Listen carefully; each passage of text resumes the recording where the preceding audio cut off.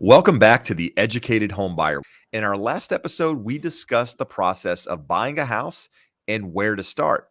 And if you listen to that and thinking, yeah, that's something I absolutely want to do, I'm ready to get started. But what about the financing side of things? How do I get pre approved? Well, you're in luck. That's actually what we're going to discuss in today's episode. We're going to take it, a little bit further than just talking about, pre-qual versus pre-approval. We're actually going to go into detail of what each of those mean so that you have a full understanding of the process so that we can help you become the educated home buyer.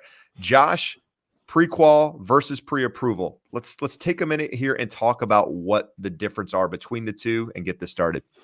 Absolutely. So a lot of folks go and, as we talked about in the last episode, reach out to a realtor such as yourself. You have a basic conversation about what they're looking for, where they want to buy, what it looks like, and the question comes up, have you been pre-approved? And they may say, well, I was pre-qualified, or I talked to this person. A pre-approval is essentially going all the way through the application process so that we can vet everything. Let's look at a pre-qualification. Let's say that you and a realtor go out, see a home on the weekend, and the decision is we want to write an offer and you cannot get to your documentation. We could do a pre-qualification over the phone. I'm going to ask you things like, how much money do you make? Are you paid by the hour, or are you paid a salary? Do you work for yourself? Do you work for someone else? We're going to go through, okay, how much money do you have? Where is that money at? What do your debts look like? Do you have any credit cards, auto loans, student loans, any other revolving or installment debt, the type of stuff that would show up on your credit report? Do you happen to know what your credit score looks like? So you can see in about 5 minutes, we can run through and I can pre-qualify you. I can tell you that if everything that you just gave me is correct, and I don't have any reason to think that you're lying, I just know from talking to people all day, every day. I do 2 to 5 of these every business day. Very few people know the accurate answers. And when I say accurate, down to the number, the way an underwriter wants to know it. So Well, there's, go yeah, I ahead. mean, I want to say something here though. Like nobody intends to lie when going through the process. There's no benefit to lying. People just sometimes don't Don't understand the know. numbers that they're paid or how they're paid, or it's crazy to think that, but it's the reality. No, all the time. I had a client come in this week. They're paid biweekly, so every 2 weeks. So they get paid 26 times a year. Their application showed their income of 2 paychecks a month because in their mind, I get paid twice a month.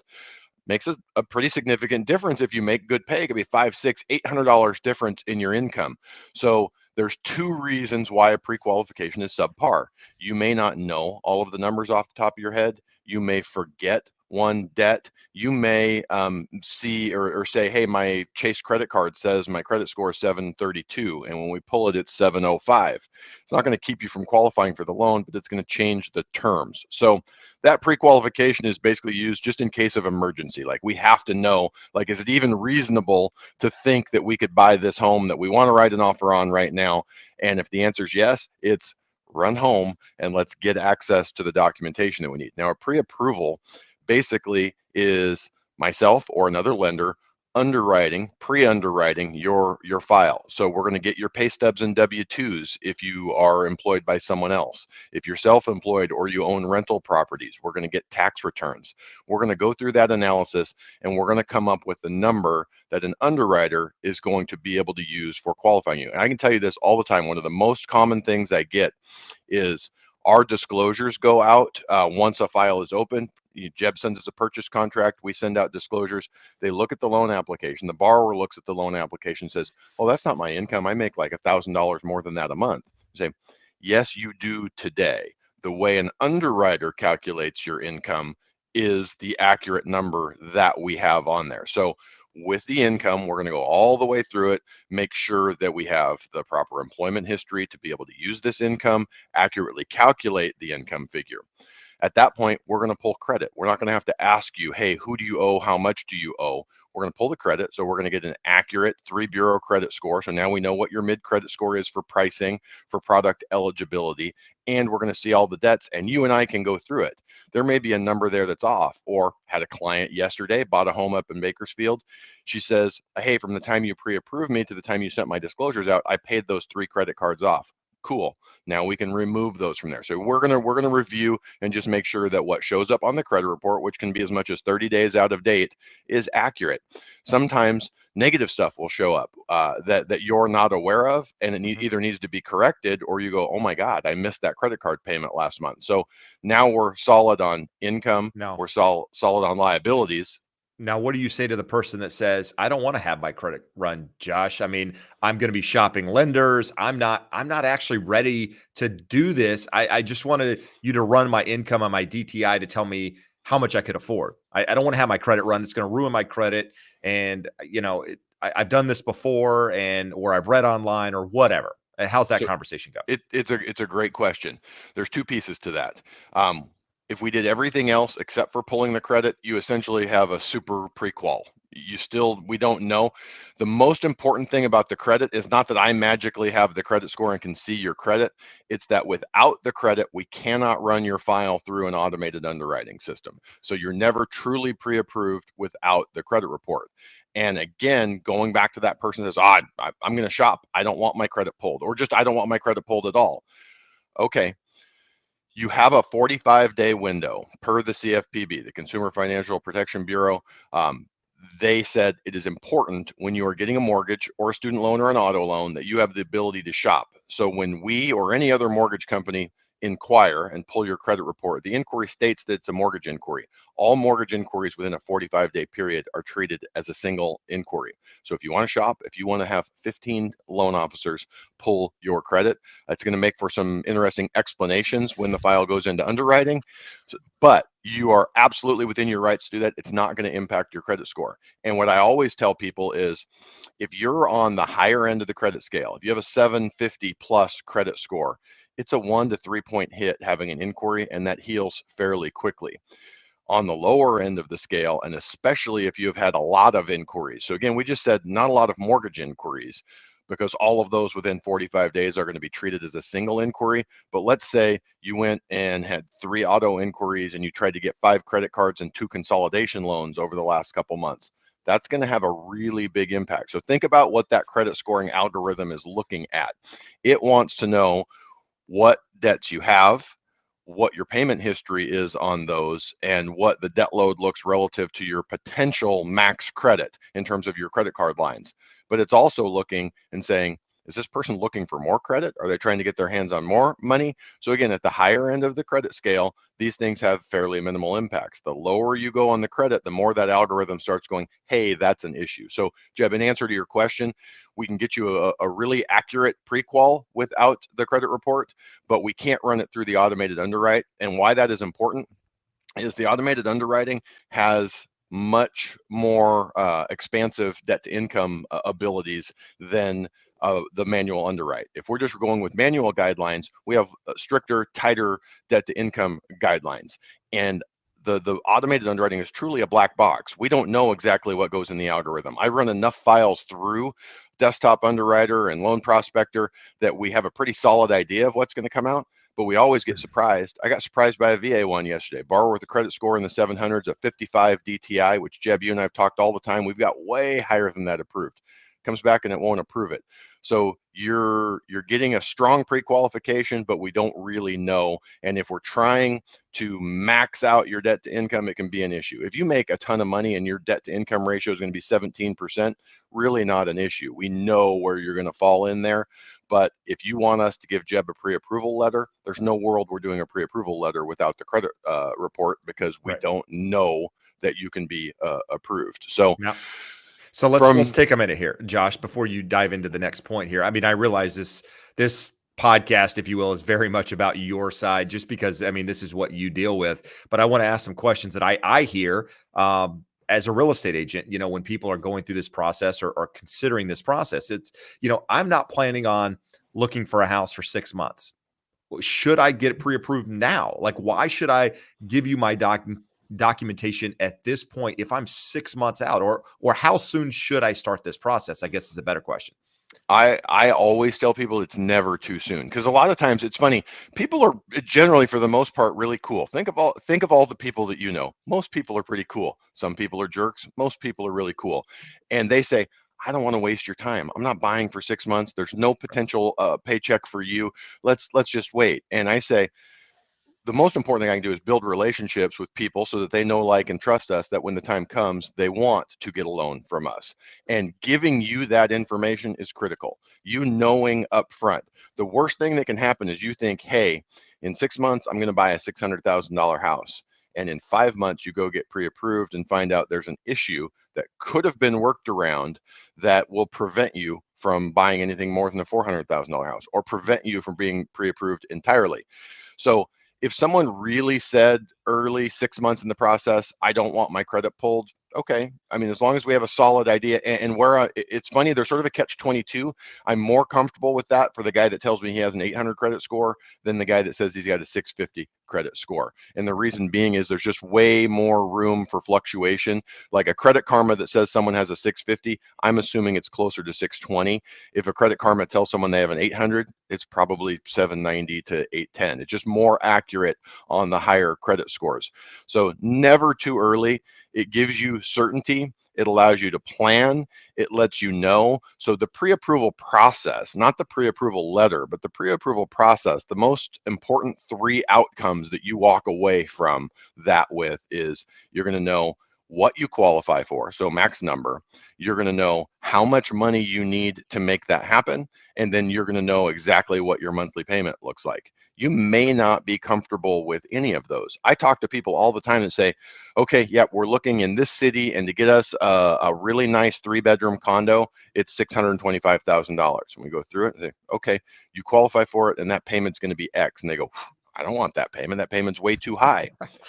The payments Uh, are what they are, and right. it's surprisingly, nothing I'm saying here is anti-buyer or borrower of the people contacting us. I'm just telling you the things that I hear Yeah, no, for sure. regularly. People don't understand what their actual income is. People don't understand how much money they need to have or what a payment looks like. And sometimes it's to the flip side. Sometimes they're like, we're hoping we can qualify for $400,000, and you run the numbers and you're like, you actually qualify for 750. We have a client of yours, Jeb, was worried that with rates having gone up that they wouldn't qualify in the $1 million range. And you run the numbers and you're like, well, you can buy $1.5 million if you want to. I know Yeah. you. I know you don't want to, but you could.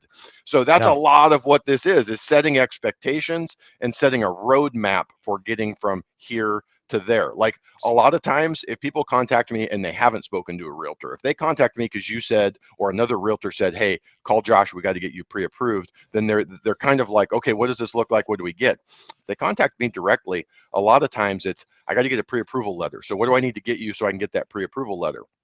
And I always tell them the letter is an outcome that you're going to need when you go to your realtor to write the offer, but it's the least important thing of the process. It's the knowledge and the certainty, and it's the loan comparison that we're going to send you. Once you're pre-approved, I'm going to send you 1 to 3 options, and we're going to talk about different ways of structuring it. We're going to talk about lender credits versus paying points and how that impacts. It just allows you, I tell people my initial discovery phone call, when the realtor refers a person over, we have mainly a 10-minute conversation on the front end. So I get a handle on what do they want to do.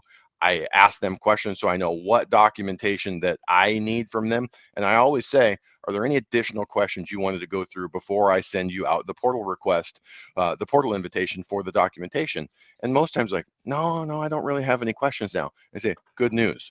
When we finish this and I come back with a bunch of information for you, it's going to trigger a lot of questions and better questions. Front end questions are oftentimes what they've heard or what their brother said they should ask or what their mother-in-law said they needed to look for. And sometimes they're good questions. Sometimes they're off the wall and don't have a whole lot of impact on what we're doing. But once you start seeing numbers, you're going to have really good questions that are your questions that relate to your specific situation. So that, and Jeff, just circling back and closing what we're doing in that pre-approval, the last piece of that is we're going through your assets. I get a lot of questions. People, they're either getting a gift or they're getting a year-end bonus or they're transferring money. And people are really good about going online and Googling stuff, and they come back worried that their funds are not going to be usable. We almost never have a problem making funds that are available to you become good funds for the transaction. So it's just a matter of getting all of our cards on the table, and then we figure out how to play our hand from there. That's really what that pre-approval process looks like and why it's very different from a pre-qual. No, yeah, great. So just in summary, what I'm hearing is you saying a pre-qual is just having a conversation without any documentation, and the pre-approval is backing that conversation up with all the documentation necessary, the income, the assets, running the credit, all of that information to confirm that the information they gave you was accurate. Is that fair? Absolutely. Okay. And Jeb, that kind of reminds me of a question that I always get or often get. Okay, cool. Does that mean we're going to go all the way through underwriting? And the answer 9 times out of 10 is no. It doesn't go past me. I've done this for 26 years. My loan analyst, Lori, has been an underwriter for 20 years. So from that perspective, we know when there's no problem. The Correct. files that actually go to underwriting are the ones that we go, we think we can get this deal done, but we need to put it in to underwriting just so we have a rubber stamp and we know we're not going to have any problems. Because the worst thing I could ever do is give you a realtor, Jeb, a pre-approval letter, have you go out and write an offer, and then come back in 2 weeks into the process. Hey, yeah, we didn't know what we were talking about, and they don't actually qualify. So there's a subset of those that we're going to send through into underwriting. We had one, it was a client of Billy's 6 or 8 months ago, and it was a hairy VA file, but we felt strongly about it and we can make it work. We sent it in, underwriter agreed, get us these things and you're good. And we were able to get those people into a home. We were able to get their offer accepted. I have sort of on the flip side, an agent yesterday that she asked me, it's a VA buyer in a very competitive market here in Long Beach, California. She said, can you get me a full underwriting pre-approval? I know you guys know she's fully qualified, but we're at that point, we're asking the realtor on the other side to accept that Josh, who they probably don't know, we're in a huge market, knows what he's doing and his team has fully vetted this file. So if you can include in your pre-approval package an actual underwriting approval, that will go a long ways towards getting us a zero down VA offer accepted in a very competitive market. So it's an No, important good. piece of it. It's rarely used, but from your end, it's sometimes needed. And we're going to talk about the realtor side here in just a minute. But the last question I want to address and ask, I know the answer, but many people out there don't. What are you going to charge me to get me pre-approved? It's a great What's the question. fee? Great question. There's zero cost for it. And people go, well, you're doing a bunch of work. We had this call, and I'm going to send you this stuff. You're going to analyze it, and then we're going to get another call. Don't you have to make money? Every industry is unique and different. Realtors and lenders, we only get paid at the closing table. So I have a strong incentive to make you happy throughout the process so that we keep moving forward, so that we're getting good terms, good answers, knowledge, expertise. So there's no cost on the upfront end. We're building a relationship and goodwill so that when you get to closing, you want to close What, with a loan from us. what if I don't close? What if I don't qualify? How do you get paid? That's the cost of doing business. We do a Got it. lot of pre-approvals of people in this market. It's not so much most people that contact us. It's not that they don't qualify. It's that prices are appreciating rapidly, and maybe they don't qualify for what they wanted or where they needed to get, or they weren't comfortable with the payment of where they needed to get, even if they qualify. So all of those things. It's just a cost of doing business in time, effort, energy. The cost of pulling credit reports. You had asked about someone not wanting to pull a credit report. No one in the world wants to pull a credit report less than me. We pay about $20 to $40 every time we pull one of those, and if we're doing it 2, 3, 4 times a day, it's a big bill at the end of the month.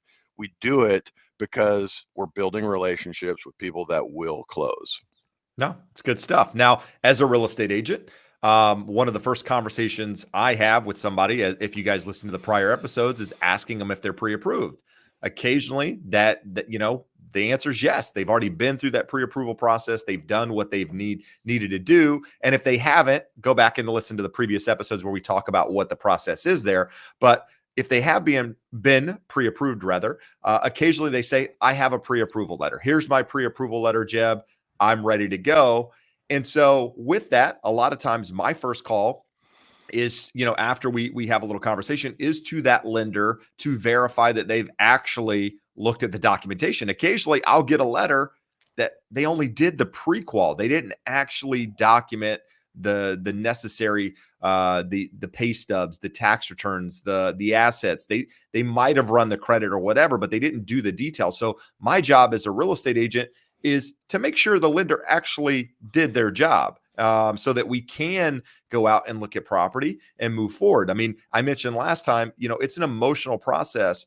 The home buying process is emotional. And the last thing you want to do as a home buyer is get fully vested in that process, find a home you love, and find out that you can't move forward. So making sure that you have the proper documentation provided to that lender so they can issue that pre-approval is important.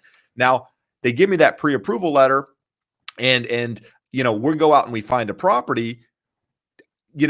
What happens in the situation where, I say, hey, listen, are you pre-approved? Yes, I'm pre-approved, but they never gave me a letter, or they never gave me this documentation. As a real estate agent, I don't really care if you have a letter or not. I just want to make sure you've been through the process and understand where you are, with regards to qualification, how much you can afford, you're comfortable with all of that stuff. But Josh, are you providing a letter on every single one? How does that work? Are you waiting for me to call you to have a conversation? Let's take a minute here and just talk about that, because I think it's What important. what you said is really important. If someone comes to me and they weren't referred from a realtor, the first thing I want to do once we finish the pre-approval, say, okay, we got you approved for $375,000 single family residence, and we're going to do FHA financing. I want to connect with your realtor and go through this, answer their questions, go through the points that I think are important that they need to know. And as part of that conversation, I'm going to let them know my preference is always to give you a custom pre-approval letter with every offer that you make, so that the dates on everything are fresh, so that when you look at it, you don't go, hey, they haven't talked to this person in 3 weeks. We want to know that we've got fresh dates on the letter, fresh dates on the DU findings, and that everything matches up to the property. We have the correct property taxes on it. We have the correct purchase price. We have the correct property address. So with all of that, you can see everything about that pre-approval package speaks to the listing agent receiving it. And in this market, they're getting 15, 20, 30 of these. If they get a garbage, crappy looking letter with obvious red flags in it, it's a good way to get your offer not taken seriously. So from our end, we want to go, what do they want to see? What do they want to know? If it's hard to get a hold of that agent and give them the additional insight that we want into that, how do we tell the story in the pre-approval letter? And it's largely making sure everything is recent, dialed in, and accurate. And from that end, I want to have the conversation with your realtor on the front end, so we're in communication, so that they know that I know what I'm doing. Like we talk about this all the time. 80 to 90% of loan officers are not good. So most realtors, when they hear you have your own lender, they're skeptical, to say the least. I would say skeptical is a safe word. I want to have a conversation so that in 5, 10 minutes they go, okay, these people know what they're doing. Just like Jeb said, they didn't just have a conversation, they gathered the documentation, they reviewed it. Who are they? How long have they been in the Yeah. business? And how are they going to work with me and support me? Because the funny part, like we're talking about the cost of doing business for us is sitting at a desk running numbers and pulling credit reports. The cost of business for Jeb or another realtor is giving up their Saturday and Sunday and driving you around to houses and making offer after offer after offer. That agent needs to be comfortable that I've got their back and I've given them all the ammunition I can when they're out there writing offers for you. No, it's important because I'm fortunate in regard that I have a background in mortgage lending. So I can look at a pre-approval letter, I can look at DU findings and kind of see some of the red flags. But even if I don't get the pre-qualification and I'm talking to their lender, I'm asking questions that, what's the debt to income ratio? What are their credit scores? Just certain things to make sure they've actually done their job. I'm not, sitting there looking over their shoulder, making sure, nitpicking their file. It's more of just having that conversation to make sure we're all on the same page, because it's a market where the lender, the real estate agent have to work together more so than ever in history. The agent, we're all a team, if you will, right? The buyer, the lender, the real estate agent, and even the listing agent on the other side, quite frankly, are all a team trying to get to the finish line. And so we all want the same thing. It's, but we've got to make sure we've done our job up front in order to make the right decisions going through that process. So you've been pre-approved, Josh. Each real estate agent's a little bit different in what they want. Some agents want each single letter catered to the loan amount that they submit. So say let's hypothetically, we'll go back to my client that is approved up to 1.5 million, but he's looking at properties around $1 million. Some agents, if he makes an offer at $1 million, want the pre-approval letter for $1 million. If he makes an offer at 980, they want the pre-approval offer for 980. And I've been one of those agents in the past that have kind of catered each letter to each property, if you will. But now I've changed it a little bit because the market has changed, right? I'm trying to go in now in this environment and say, okay, if you're approved for 1.5 million, and you're making an offer for 1 million, just send me a letter for 1.5 million. I want to show them how well qualified you are, how strong of a buyer that you are, and that you can actually afford way more home than you're looking at. That to me, if I'm an agent reviewing offers, that's something to me that stands out. Okay, this guy can actually buy way more home than he is buying. So, that to me is a stronger candidate. So I'm one of those people that want just one letter. I'm good with one letter. But in that file, I do want the DU findings, the automated underwriting approval. And that I do want catered maybe to a specific property, because there are things out there in this market like appraisal waivers, certain things that you can get as a buyer, or when a lender is actually running your file, that will benefit you. It might give you the ability to waive the appraisal with no risk, and that's huge. And so having that catered to each file is critical. And then I want to see credit scores, right? I want to include the credit scores as part of the file, and the proof of funds. I want to show, I'm trying to create an entire package, if you will, to submit to the listing agent on the other side. In addition to our offer, maybe in addition to a letter to the seller and my cover letter explaining the offer, I want them to know, hey, listen, I know what I'm doing. I'm a professional. But not only that, here's my client's pre-approval letter. Here's their automated underwriting showing that they've been through the process. Here are their credit scores. Look how good, how great their credit is. They've got the funds to close. Here's everything you need to make a decision. And Josh is going to follow up and have that conversation too. So, Josh, what are you seeing most people ask for? Because each one's a little bit different. And I don't know that there's a right or wrong answer. But I would say, like, if you have lower credit scores, probably not going to include your credit in there, right? I mean, I'm smart enough to know what I want to see as an agent on the other side. And so it's not about hiding anything. I'll provide it if you ask for it, but I'm probably going to, you know, work around things if I don't have to show them. But as a whole, Josh, what do you see? What do you think is important in that process? It's a complete and total sea change from, say, 3 years ago, when it was a strong market but not ultra competitive. At that point in time, no one really wanted to tip their hand. The buyers didn't want to tip their hand that they were approved for, eligible to be approved for more than they were offering. Agents didn't necessarily want to do it. So we were putting them all exactly at the purchase price. I would say that's still more common, but I'll have that conversation with the realtor up front. What do you want to see on this? Do you want me to put max qualification, or do you want me to just send you over something matching exactly to your offer? And it's funny, some listing agents, they'll call and they'll say, hey, I'm considering accepting your client's offer, but they're getting countered from 910 and we're going to go to 985. I need new DU findings and a new pre-approval that they're qualified for 985. And some brokerages that the realtors work for, on the listing side, we'll get a request halfway through the process. Hey, we need an updated pre-approval letter.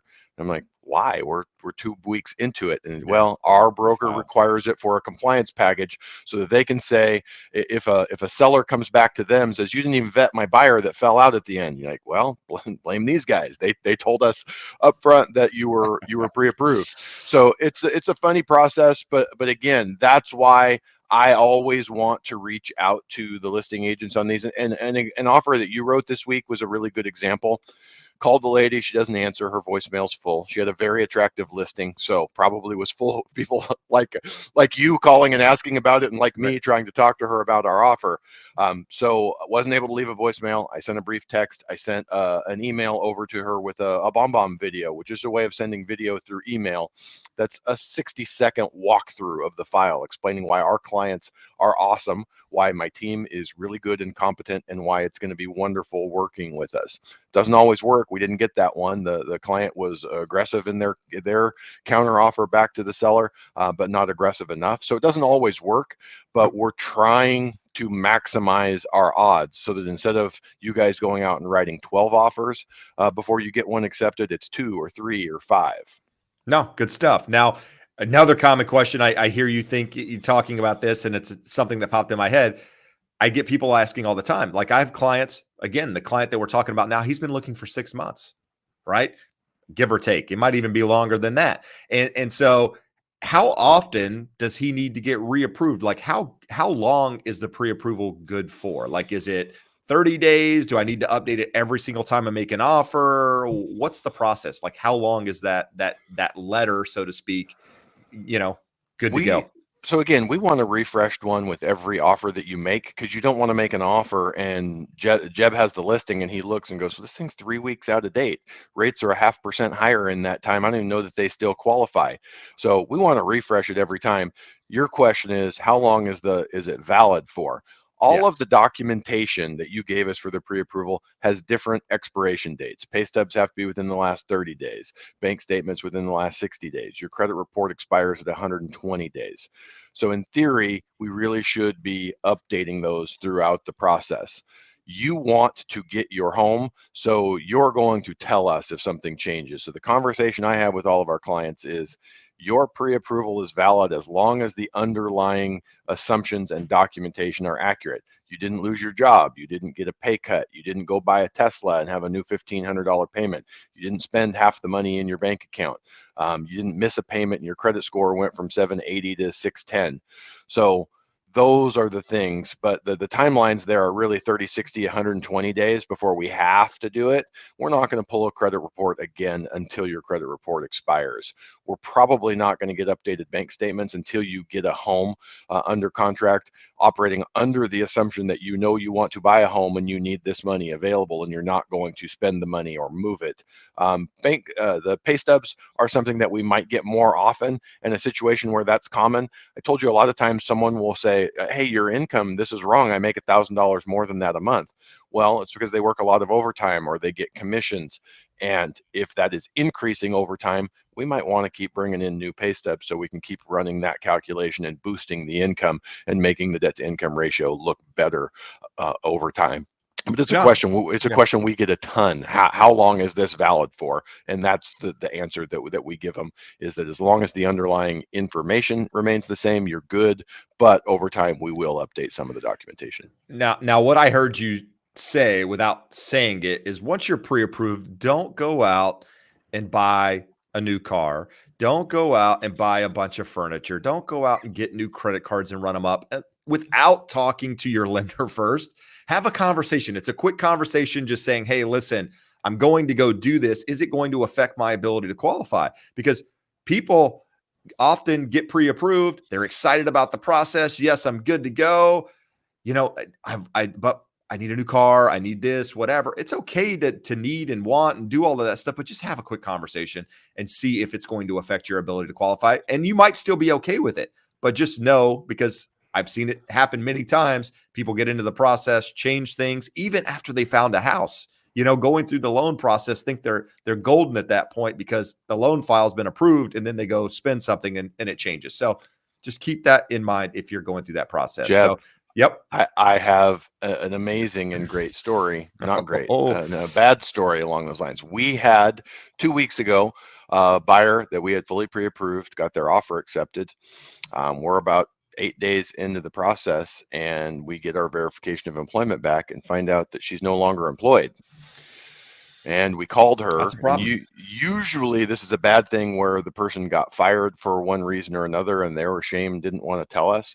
We call her up and she goes, oh yeah, I hate that job. I've been waiting to quit. We're like, okay, well, we don't have income now and you don't qualify. Well, no, you already, I was approved and we got the offer accepted. Like, Oh not boy. not how it works. All the way up till the day of closing, any and all of the underlying components of your file can be re-verified. So they aren't likely to be re-verified in the last 10 days or so, other than credit. Your credit, a lender is going to do what's called undisclosed debt monitoring on your credit. They're not going to be pulling a credit report that's a hard inquiry. It's basically a soft ping, just looking to see if you've had any new inquiries, any new accounts opened. But be aware, Jeb's not kidding, and it happens. It doesn't happen often. That's the first time we've had it on a file in process in a couple of years. My wife, who's also in the business, a few years back had a transaction where the car salesman told the people on New Year's Eve that if they waited till tomorrow, it's New Year, those prices are going to go up. They bought 2 cars on New Year's Eve about 5 days before their 2 refinances were supposed to close. They didn't get to refinance. Yikes. So, with that said, don't like ending episodes on bad notes, but listen, it's something that you can learn from. If you're going through the process, considering buying a home, it's super important to make sure that you're actually getting pre approved. It's okay to have the pre qualification up front, but make sure you're providing the documentation, going through the process, so that you don't have issues at the end. But you've been pre-approved, you're ready to make an offer, but home prices are rising, in an environment where, you've seen crazy appreciation over the last couple of years. How can it continue? What's driving home prices? Tune in next episode. We're going to dive into that in detail, guide you through that process. We appreciate you being here. We'll see you next time. Adios. And vaya con Dios.